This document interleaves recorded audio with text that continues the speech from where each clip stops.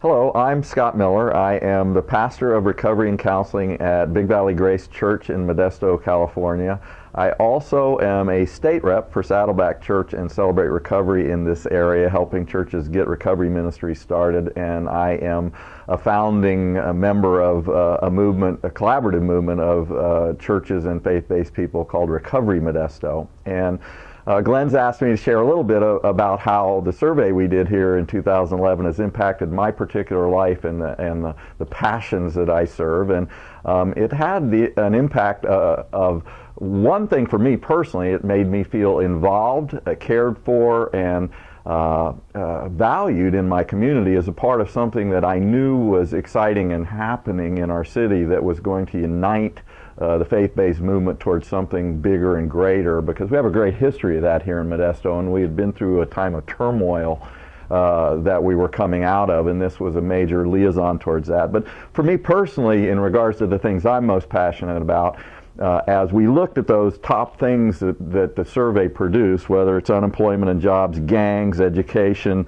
deterioration of the family, drugs and alcohol abuse, homelessness, crime, it became very clear to me through my particular paradigms and lenses that the great majority of those things were all family and recovery related issues. And Recovery Modesto is a organization, loose organization, collaborative movement that has a goal of transforming our city through recovery ministries.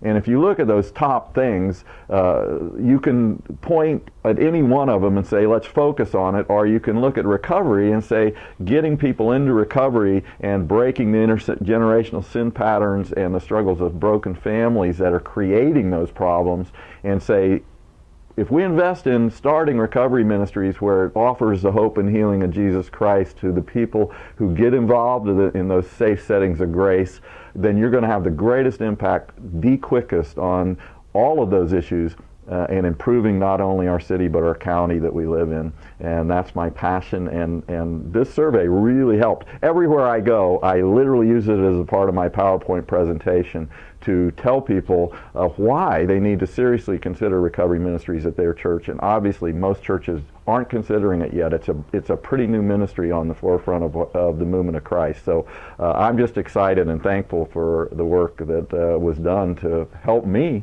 get my vision and I believe Christ's vision out to our city.